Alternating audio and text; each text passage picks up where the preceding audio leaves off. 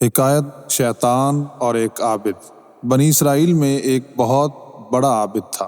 اس کے زمانہ میں 3 بھائی تھے جن کی ایک نوجوان بہن تھی۔ اتفاقاً تینوں بھائیوں کو کہیں لڑائی پر جانا پڑا۔ ان کو کوئی ایسا شخص نظر نہ آیا جس کے پاس اپنی بہن کو چھوڑ جائیں اور اس پر بھروسہ کریں۔ لہٰذا تینوں بھائیوں نے اس امر پر اتفاق کر لیا کہ بہن کو عابد کے سپرد کر جائیں۔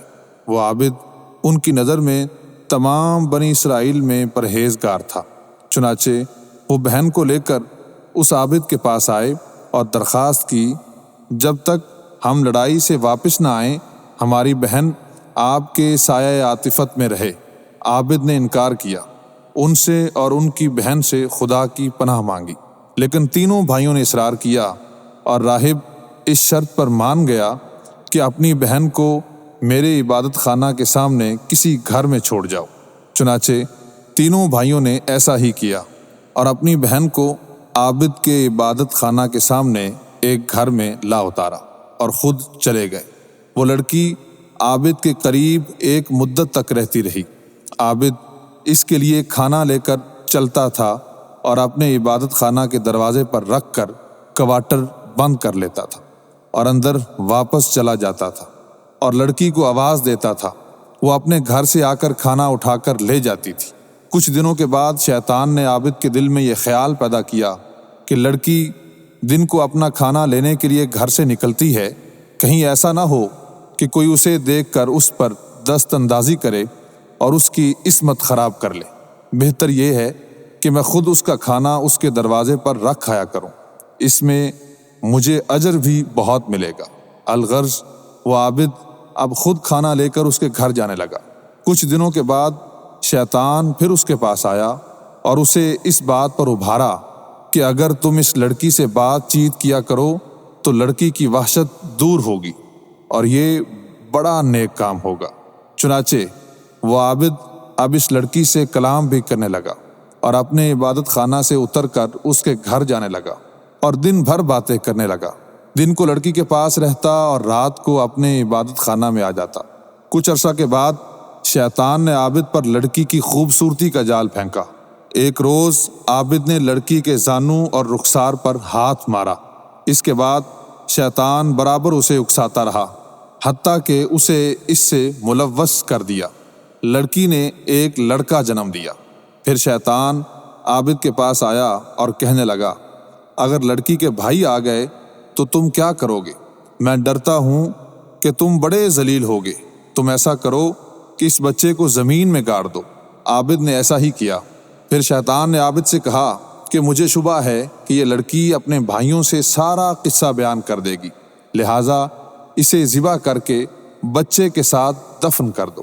الغرض عابد نے بچے کے ساتھ لڑکی کو بھی ذبح کر کے دفن کر دیا اور خود عبادت خانہ میں جا کر عبادت کرنے لگا۔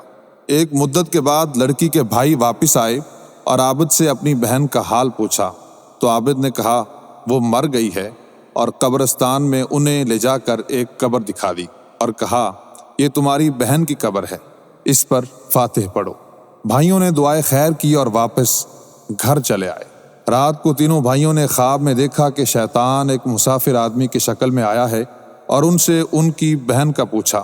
انہوں نے اس کے مرنے کی خبر دی تو شیطان نے تینوں سے کہا، نہیں، ایسا نہیں، بلکہ اس عابد نے تمہاری بہن کی عزت کو لوٹا ہے اور اس سے ایک بچہ پیدا ہوا جسے عابد نے مار ڈالا اور تمہاری بہن کو بھی ذبح کر ڈالا، اور دونوں کو اس گھر میں جس گھر میں وہ رہتی تھی ایک گڑھا کھود کر دفن کر دیا ہے۔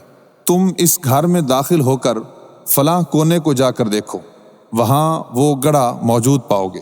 صبح تینوں بھائی اٹھے اور ایک دوسرے سے یہ خواب بیان کر کے اٹھے اور اس مکان میں گئے اور اسی کونے کی طرف بڑھے تو وہاں گڑھا موجود پایا۔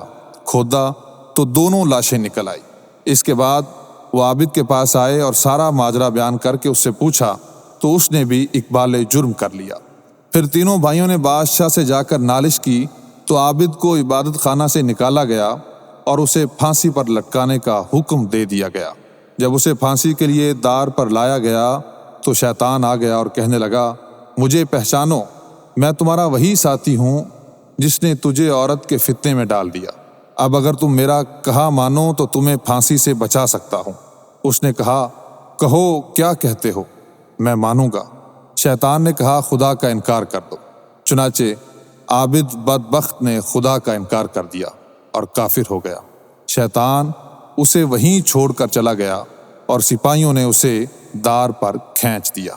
سبق: شیطان کے پاس مردوں کو پکڑنے کا سب سے بڑا جال عورت ہے۔ وہ ملعون عورت کے ذریعے بڑوں کو بہکا لیتا ہے۔ ہمارے حضور صلی اللہ علیہ وآلہ وسلم نے اسی لیے عورت کو پردے میں رکھا ہے اور مرد و عورت دونوں کو نگاہیں نیچی رکھنے کا حکم سنایا ہے، اور غیر محرم عورت کے پاس تنہائی میں بیٹھنے یا اس سے کلام کرنے یا اسے چھونے سے روکا ہے۔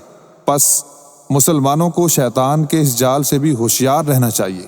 آج کل شیطان نئی تہذیب کے ہاتھوں اس جال کو بازاروں، کلبوں، تھیٹروں اور میلوں ٹھیلوں میں پھینکوا رہا ہے اور کئی ترقی پسندوں کو پھانس رہا ہے۔ شیطان بڑا چال باز اور عیار ہے۔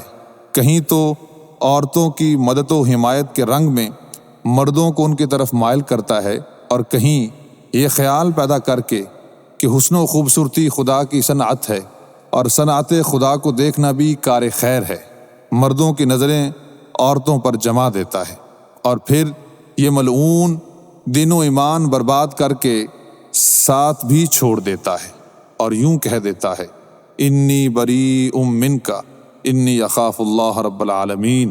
ترجمہ: میں تم سے بری ہوں اور میں خدا سے ڈرتا ہوں۔